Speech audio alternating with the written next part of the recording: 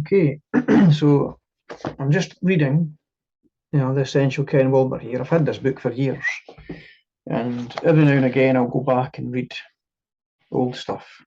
There's that much to be taken from so many different writers.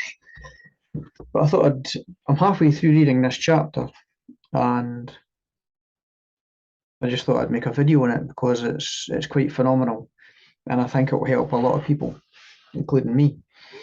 I don't know why I said me the way I did there, including me. Maybe my ego. So the chapter's called Spiritual Unfolding, and what the chapter's about is the 4 major stages that Ken's offering here that we go through. And I'm seeing sense in it, hence my reason to make the video. What he's offering here is the 4 major stages of spiritual unfolding, which he's calling belief, faith, and it's in that order that we progress through them. So the 4 major spiritual, I'll read it. There are 4 major stages of spiritual unfolding: belief, faith, direct experience, and permanent adaptations. So in other words, the example he gives here, so this is me started reading it anyway. You can believe in spirit, says belief. You can have faith in spirit, level 2, faith. You can directly experience spirit, third one, levels of development, and you can become spirit. So you get it, and yeah, you just get it. So this starts off with a brief overview, and then it goes into the 4 of these levels, and there are kind of sub-phases, levels within. Maybe some of them I've not read. I've only read half of it, and then I decided to make the video. Maybe just the first level. There are sub-levels within. So I'm just going to read it, and I don't know, you might want to get a cup of tea first, but it's brilliant. There are 4 major stages of spiritual unfolding: belief, faith, direct experience, and permanent adaptation. So to me, that's attainment. You can believe in spirit, you can have faith in spirit, you can directly experience spirit, you can become spirit. I'll word that one differently. You can realize that you essentially are spirit, but anyway, you can become spirit. Those are the typical stages that people pass through as they grow and evolve into the higher levels or structures of consciousness. And the difference between basic structures and passing stages. That's meant to be a question, I think. And the difference between basic structures and passing stages. The former are permanent acquisitions.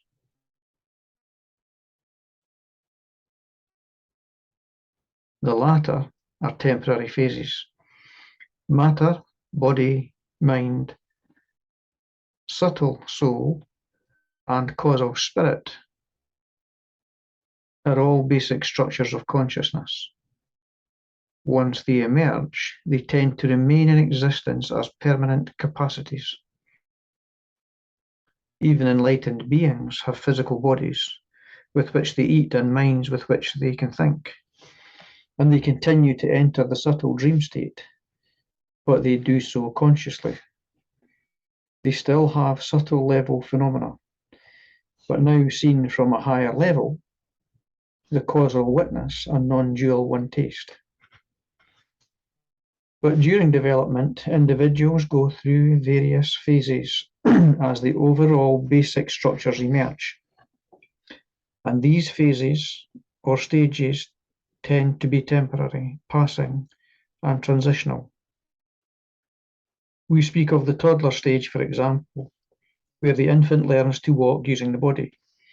Once the basic capacity for walking is acquired, the ability to walk permanently remains, but the toddler stage itself passes. Basic structures and capacities remain, phases and stages pass. We've already seen some of the basic structures of consciousness, such as matter, body, mind, soul. And I think this means, it then says psychic and subtle. So I'm presuming that means in relation to soul. So you've got matter, body, mind, soul, both psychic and subtle, and spirit, both causal and non-dual, which are simply the major levels in the great nest of being. But as people grow and evolve into the higher levels of the great nest, they tend to go through 4 phases in their own spiritual understanding. And this again brings us back to the 4 stages: belief, faith, experience, and adaptation. And it's progressive in that direction. We go from believing to having faith to having experiences to that place of knowing, full realization. So as I say, we've then got, we go into those 4. And this first one breaks that down further, which I think is done excellently. So the first one is belief, where we, function out of beliefs, as opposed to faith, etc. Belief is the earliest, and therefore the most common, stage of spiritual orientation. Belief originates at the mental level, generally,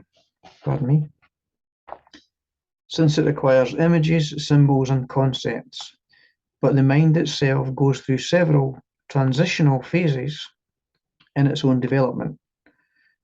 And those phases are magic, mythic, rational, and vision logic. And each of those is the basis of a type and stage of spiritual or religious belief. Okay, don't worry, it explains these. So all of this is about belief, what I'm reading just now. This is all information to help inform us of what's going on as we function at the belief level of development in our spiritual unfolding. And these are 4 kind of different ways, kind of systems that people operate out of in Ken's explanation here. So the first one, so you've got magic, mythic, rational, and vision logic. So magic belief is egocentric, with subject and object often fused. So to me, that's kind of like autistic. Thus marked by the notion that the individual self can dramatically affect the physical world and other people through mental wishes, voodoo, and sympathetic magic being the most well-known examples.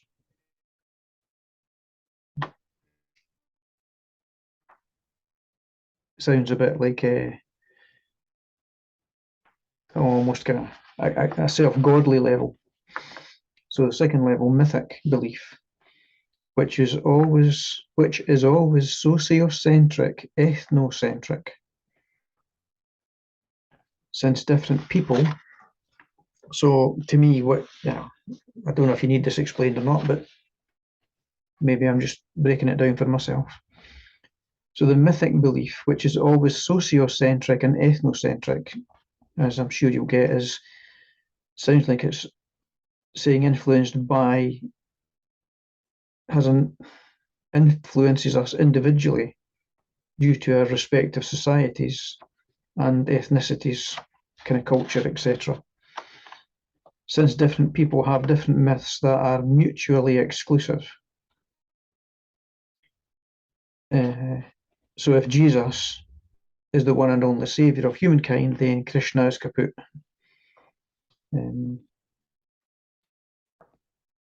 right? So that's all in brackets. So if I go back to mythic belief invests its spiritual intuitions in one or more physically disembodied gods or goddesses who have the ultimate power over all human actions.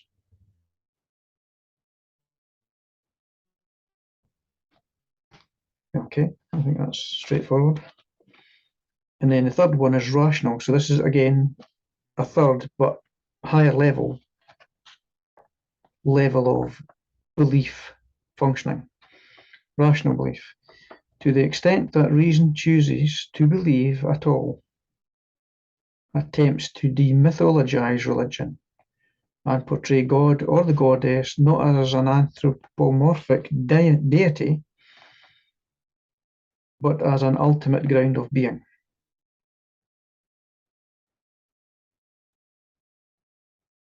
Okay, so it's about a belief that, gets rid of all of that kind of goddessy stuff.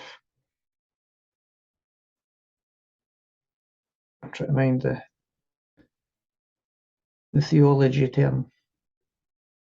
It's not coming to me. And suggest that it's the ground of being. It's everything. It's at the core of everything. So fourthly, the highest one of the four, is vision logic belief, where sciences such as systems theory are often used to explain this ground of being as the great holistic system, Gaia, goddess, eco-spirit, the web of life, and so forth. Sounds a bit like the one before.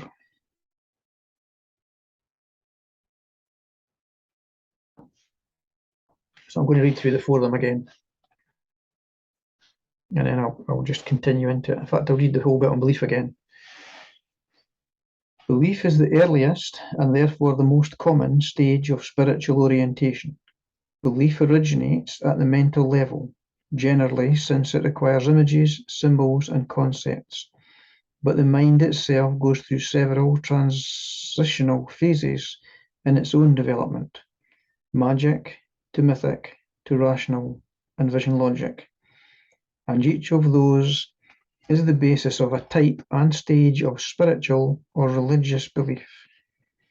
Magic belief is egocentric, with subject and other often fused, thus marked by the notion that the individual self can dramatically affect the physical world and other people through mental wishes.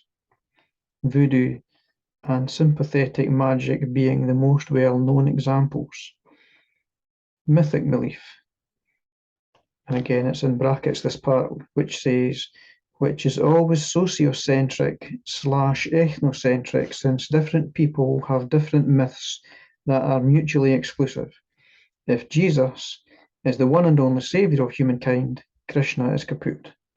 So the mythic belief invests its spiritual intuitions in one or more physically disembodied gods or goddesses who have ultimate power over all human actions.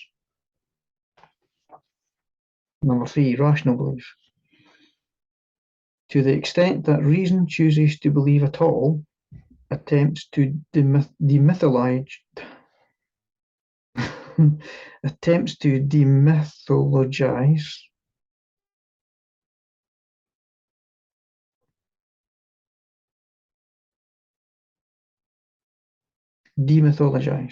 sorry.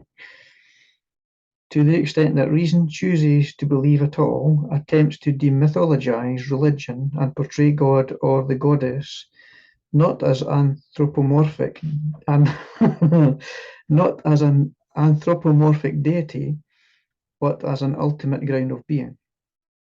This rationalization reaches its zenith with vision logic belief, where sciences such as systems theory are often used to explain this ground of being. as the great holistic system, Gaia, Goddess, Eco-Spirit, the web of life, and so forth. All of those are mental beliefs, usually with strong emotional sentiments, but they are not necessarily direct experiences of supra-mental spiritual realities. As such, they are merely forms of translative belief. They can be embraced without changing one's present level of consciousness in the least. But as those merely translative gestures begin to mature, and as direct emergence of the higher domains increasingly presses against the self, mere beliefs gives way to faith. So I don't know if you can hear, but somebody's just started a chainsaw or something. Okay, so faith. As you can see, I'm beginning to get tongue-tied here. So again, to just keep us recapping on what we're talking about here and kind of reground this, we're still talking about basically spiritual awakening and spiritual unfolding and levels of development that we go through. In relation to that, so what comes to mind for me is it's easy for us to move into the belief phase first, because we're not really going to get that hurt by allowing kind of belief to move across into, let's say, from the materialistic level of development to the more spiritual level of development, from functioning in kind of materialistic purpose, meaning, and value to more spiritual purpose, meaning, and value. One of the easiest things to move across is belief. Yeah, maybe I could believe in that a wee bit and see what happens. And then where are we going from belief? We're going to faith. So then you may begin to have a bit of faith in that, and then you might have some direct experience, and then the more solid attainment is the way I make sense of it, kind of rationally, but also through my own journey and through the work I've done with hundreds of people. So that first level then is offering 4 different ways, kind of belief systems that we can operate out of, where we ourselves can influence the world, where we see a Jesus, Krishna, Buddha figure as the kind of in charge type thing and answerable to. And then to kind of the third one, rational, to not be doing that and to bring it down more into it's the reality of everything, and it's grounded in everything. And then that fourth one, the vision logic, again, for me, similar to the third one, are seeing it as a ground of being, a holistic system, the Gaia system. They've got the word goddess in here again. I would particularly move that back a notch to the previous one. Eco-spirit, web of life, etc. So those are the ways, the 4 typical ways of operating out of belief at the belief level of spiritual unfolding before progressing to the faith level. Faith begins when belief loses its power to compel. Sooner or later, any mental belief, precisely because it is mental and not supramental or spiritual, will begin to lose its forcefulness. For example, the mental belief in spirit as the web of life will begin to pale in its power to persuade.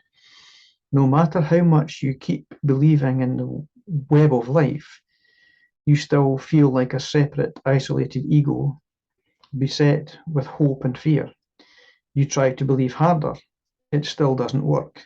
You spend 5 years believing really hard, yet you still feel like you, separate and alone. Mere belief might have provided you with a type of translative meaning, but not with an actual transformation. And this slowly, painfully becomes obvious. It's even worse if you're involved in magic or mythic beliefs.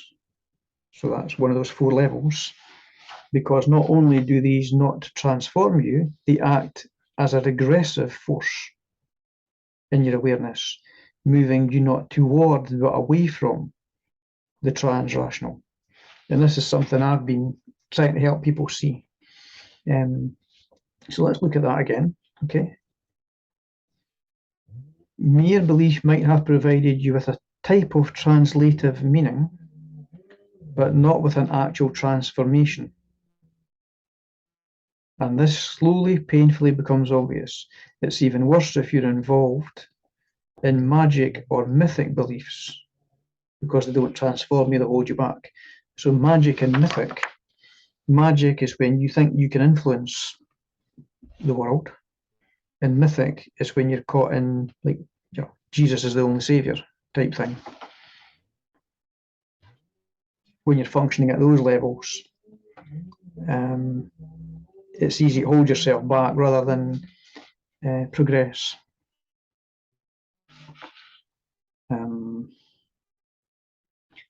So for me, I think what's being said there is that the faith can substantiate that rather than invite it to awaken further. Still, there is occasionally a genuine spiritual transmental intuition behind the mental belief in Gaia, or the web of life, namely an intuition of the oneness of life. So this is moving forward. But this intuition cannot be fully realized as long as belief grips consciousness. So you can have an experience, but if you're still really, really anchored in functioning at the belief level, you're not being influenced to move to the faith level. For all beliefs are ultimately divisive, and dualistic holistic beliefs are ultimately just as dualistic as analytic beliefs, because both make sense only in terms of their opposites. I don't know, maybe you can make sense of that. You are not supposed to think at all. Sorry. You are not supposed to think the all. You're supposed to be the all.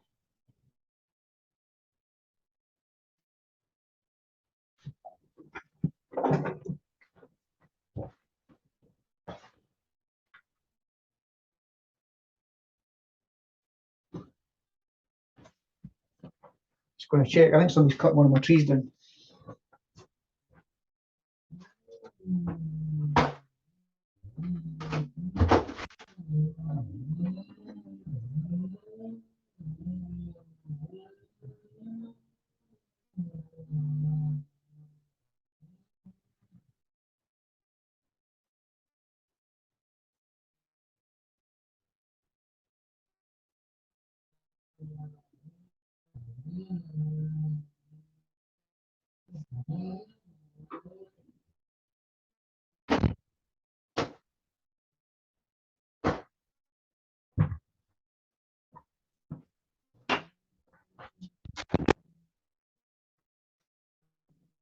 Okay, so, yep.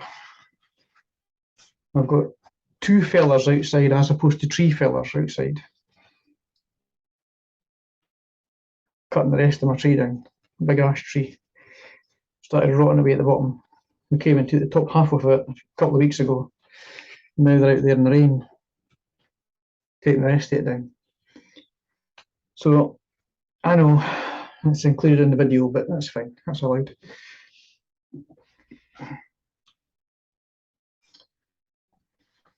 Right. Okay.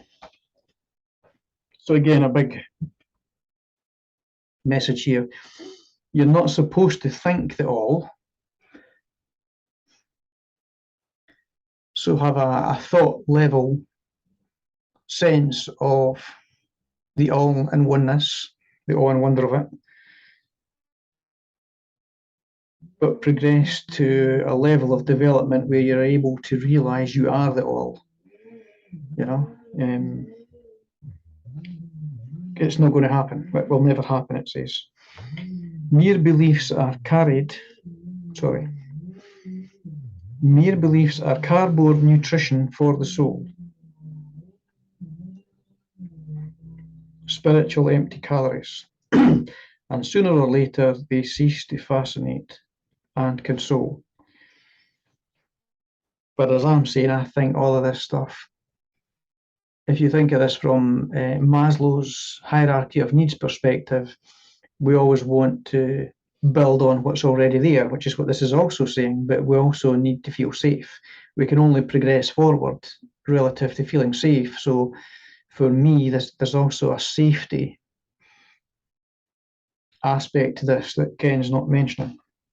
We're doing what's doable, and it is progressive.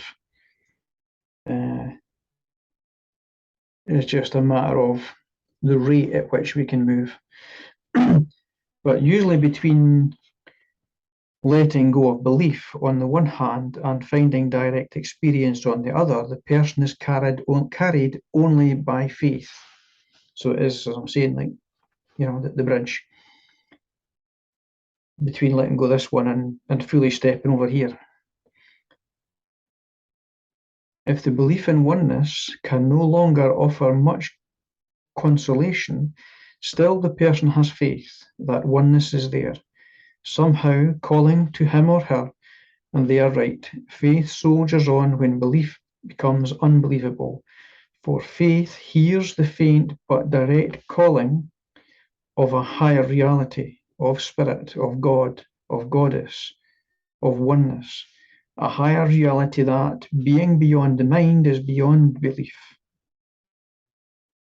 Faith stands on the threshold of direct, supramental, trans-rational experience. Lacking dogmatic beliefs, it has no sense of security.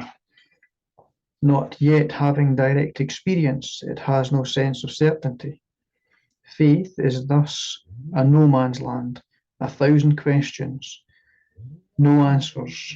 It possesses only a dogged determination to find its spiritual abode, and, pulled on by its own hidden intuition, it will eventually find direct experience. Got no idea how long this recording's been on. So I'm now 1, 2, 3, 4.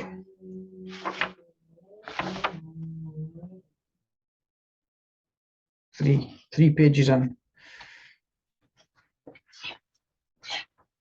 I'm giving myself a rest here. 1, 2, 3. 3 pages, and I've got another 1, 2, 3, 4, 5, 6. So that's a third of it, 3/9.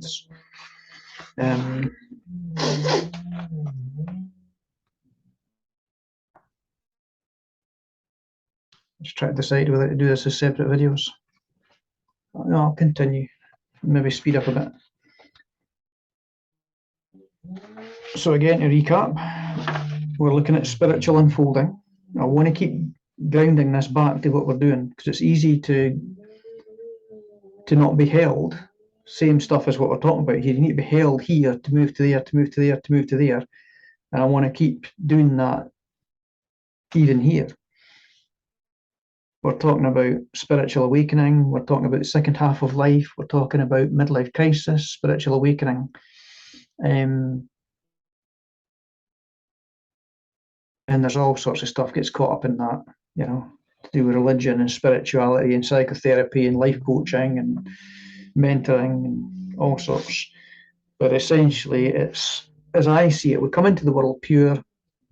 We go into this phase of psychological functioning to manage the world as in childhood, and we always remain that same pure essence at the core of that, like a yolk developing into a chick within an egg. We come into the world, build our own egg relative to our environment, and that egg takes the form necessary due to our individual experiences in childhood, particularly traumas, and how safe we feel. But we always remain that at the core, and then we have to hatch back out of that egg, that egoic or psychological, as I call it, level of functioning, and reawaken to the truth of who and what we are. And to me, that's the real religion, actually. To me, that's what I use the word religion for, because that's the realignment.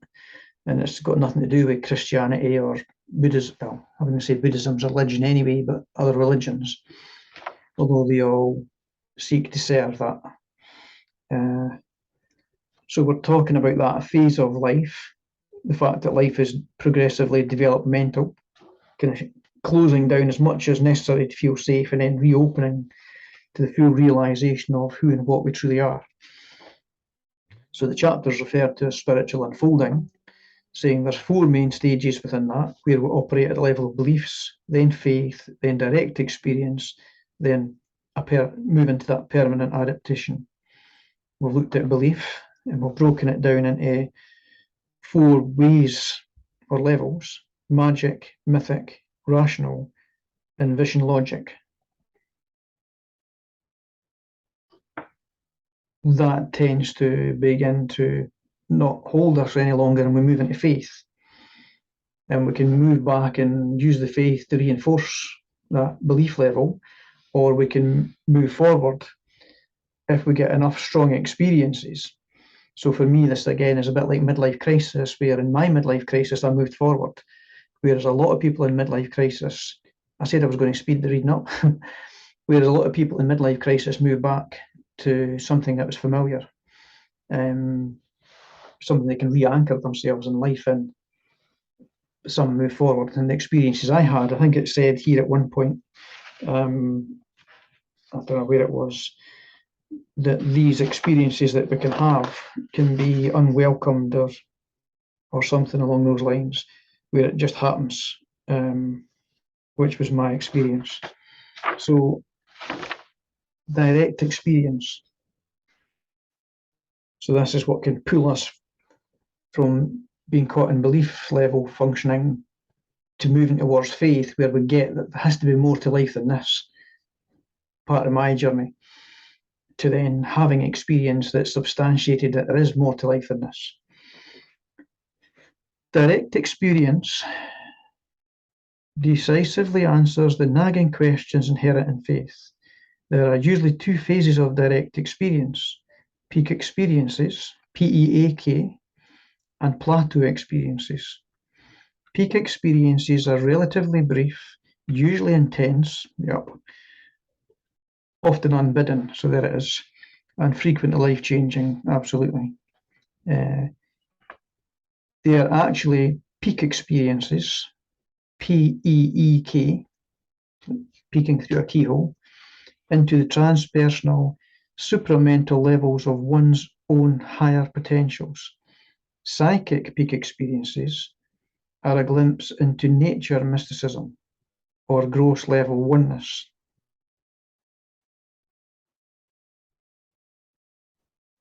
So that again for me is making reference back to, tying it back to this level. Here we go. Psychic peak experiences are a glimpse into nature mysticism, or gross level oneness. Subtle peak experiences are a glimpse into deity mysticism. So that was the mythic, all hinges on Jesus or Buddha or whoever. Subtle peak experiences are glimpses into deity mysticism, the Jesus thing, which is subtle level oneness. Causal peak experiences are glimpses into causal level oneness. Don't know if that relates to the rational one or not. And then, because it's got 4 of them here. A non-dual peak experiences are glimpses into one taste. So each of these different levels and types of peak experiences will relate to where you're functioning in at the belief level, which makes sense. As Roger Walsh has pointed out, the higher the level of peak experience, the rarer it is. This is why most experiences of cosmic consciousness are actually just a glimpse of nature mysticism or gross level oneness, the shallowest of mystical realms, lower 2. Many people mistake this for one taste. Unfortunately, this confusion is epidemic in eco-theorists. I'd agree with that. Most people remain understandably at the stage of belief or faith, and usually in the magical and mythical levels at that. And again, I'd agree with that. Where they have a sense that they can have this major influence on the world, or that it's all about, Jesus, Buddha, Krishna, whoever, and everything's countable to that and dependent on that, as belief levels of functioning. Occasionally, however, individuals will have a strong peak experience of a genuinely transpersonal realm, and it completely shatters them, often for the better, sometimes for the worse. But you can tell they aren't merely repeating a belief they read in a book, or giving merely translative chit-chat. They have truly seen a higher realm, and they are never quite the same. This is not always a good thing. Someone at the concrete, literal, mythic level, for example, can have a peak experience of, say, the subtle level, and the result is a reborn fundamentalist. So they've taken it and used it to substantiate this lower level of functioning. I'm right because I've had this vision, so rather than it pulling them to awaken to a different level of development, a different way of seeing it all. Reborn fundamentalists, their particular mythic god figure is the only figure that can save the entire world, and they will burn your body to save your soul. Someone at the vision logic level can have a psychic level experience, and then their new eco paradigm is the only thing that can save the planet, and they will gladly march lockstep in eco-fascism to save you from yourself. Eco-fascism to save you from yourself. Religious fanaticism of such ilk is almost impossible to dismantle, because it is an intense mixture of higher truth with lower delusion. Same thing. The higher truth is often a very genuine. Chainsaw's putting me off.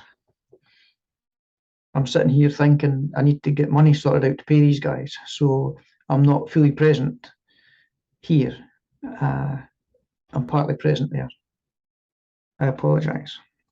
The higher truth is often a very genuine spiritual experience, a true peak experience, PEEK, of a higher domain, but precisely because it is a belief, but precisely because it is a brief, temporary experience and not an enduring, steady, clear awareness, it gets immediately snapped up and translated downward into the lower level, where it confers an almost unshakable legitimacy on even the loopiest of beliefs. Okay. Whereas peak experiences are usually of brief durations, a few minutes or a few hours, plateau experiences are more constant and enduring, verging on becoming a permanent adaptation. So this is what we're aiming for. Whereas peak experiences can, and usually do, come spontaneously, in order to sustain them and turn them from peak into plateau, from a brief altered state into a more enduring trait, prolonged practice is required. And again, this is the group side on myself. Whereas almost anybody at any time, at any age, can have a brief peak experience, I know of few bona fide cases of plateau experiences that did not involve years of sustained spiritual practice. Thus, whereas belief and faith are by far the most common types of spiritual orientation, and while peak experiences are rare but authentic spiritual experiences, from this point on in spiritual unfolding, we find only those who are involved in sustained, intense, prolonged, profound spiritual practice. Plateau experiences, like peak experiences, can be of the psychic, subtle, causal, or non-dual domains. I will give one example taken from Zen that covers all four. So as I read forward from here, I'm reading fresh material I've not read. So if I don't pronounce right, that'll be why. Although I'll probably not be doing it anyway in some areas. Typically, individuals practicing Zen meditation will start by counting their breaths 1 to 10 repeatedly. When they can do that for half an hour without losing count, they might be assigned a koan, such as the syllable which was my first koan. So that'll be Ken Wilber. For the next 3 or 4 years, they will practice several hours each day, concentrating on that sound and attempting not to drop it. There is simultaneously an intense inquiry into what is the meaning of mu, or who it is that is concentrating on mu, the sound, the noise. Several times each year they will attend 7-day sessions or intense practice sessions where they will be encouraged to practice throughout the day and into the night. The first important plateau experience occurs when students can uninterruptedly hold on to mu. So it's not mu, it's mu, mu, for most of their waking hours. Mu has become such a part of consciousness, such a part of you, in fact, you become mu uninterruptedly,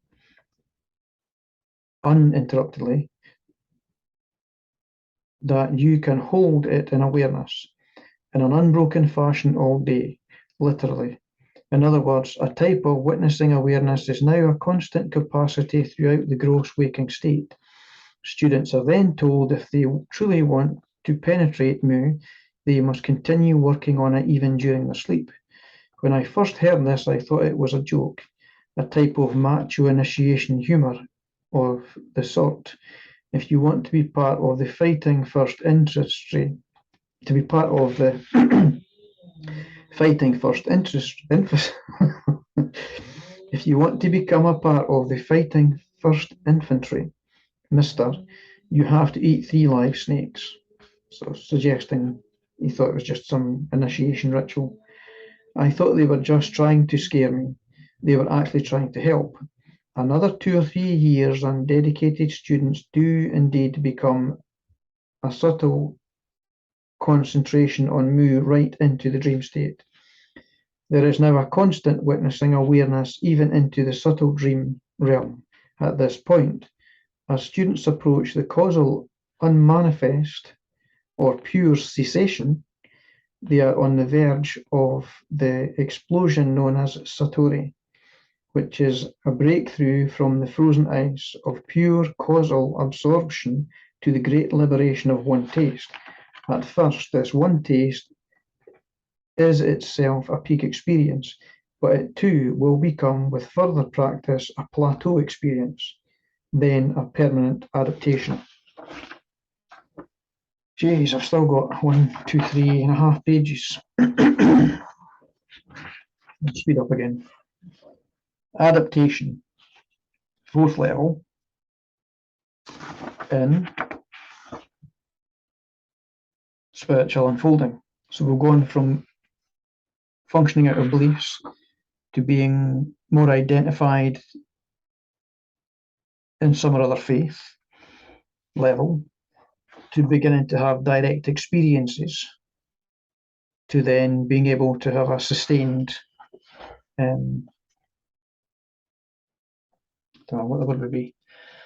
Understanding, comprehension, knowing capacity that we can maintain, that is what we're calling spiritual. Adaptation simply means, there we go, a constant permanent access to a given level of consciousness. Most of us have already adapted or evolved to matter, body and mind, and some of us have had peak experiences into the transpersonal levels, psychic, subtle, causal and non-dual. But with actual practice, we can evolve into plateau experiences of these higher realms, and these plateau experiences, with further practice, can become permanent adaptations. Constant access to psychic, subtle, causal, and non-dual occasions, constant access to nature mysticism, deity mysticism, formless mysticism, and integral mysticism, all as easily available to consciousness as matter, body, and mind are now. Or now are, it says. And this is likewise evidenced in a constant consciousness, sahaja, never heard that one, through all three states, waking, dreaming, or savikalpa, samadhi, and sleeping, or nirvikalpa, samadhi. Obviously, I'm not pronouncing it right. It then becomes obvious why. That which is not present in deep dreamless sleep is not real. The real must be present in all three states, including deep dreamless sleep, and pure consciousness is the only thing that is present in all three. This fact becomes perfectly obvious when you rest as pure, empty, formless consciousness and watch all three stages arise, abide, and pass, while you remain unmoved, unchanged, unborn, released into the pure emptiness that is all form, the one taste that is radiant. The one taste that is the radiant all, eternally and forever.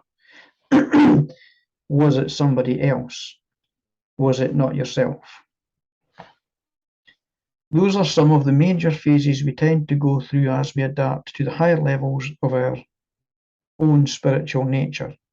Belief, which contains the magic, mythic, rational, holistic. Faith, which is an intuition, but not yet a direct experience of higher realms. Peak experience of the psychic, subtle, causal, and non-dual, in no particular order, because peak experiences are usually one-time hits. And plateau experience of the psychic, subtle, causal, and non-dual, almost always in that order, because competence at one stage is required for the next, and then permanent adaptation to the psychic, subtle, causal, and non-dual, also in that order for the same reason. Several important points.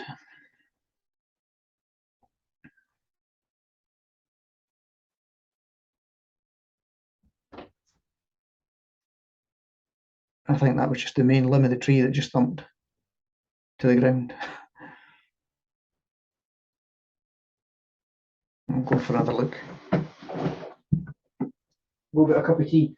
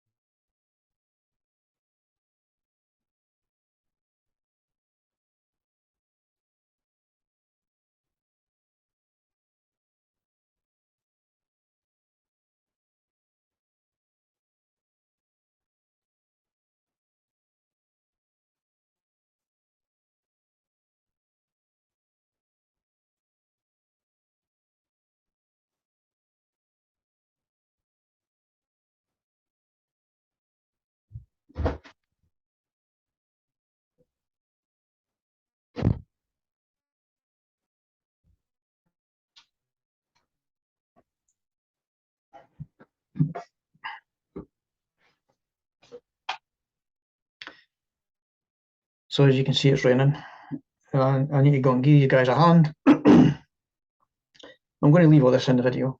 It just makes it all real. And I'll do a part 2 video to this once I've helped out my poo another bit tree down and had a cup of tea and dried up and paid them and whatever. So this will be a part 1 and there will be a part 2. I think I'll go back to the start of adaptation, maybe do a wee recap and then read it through for you. Thank you.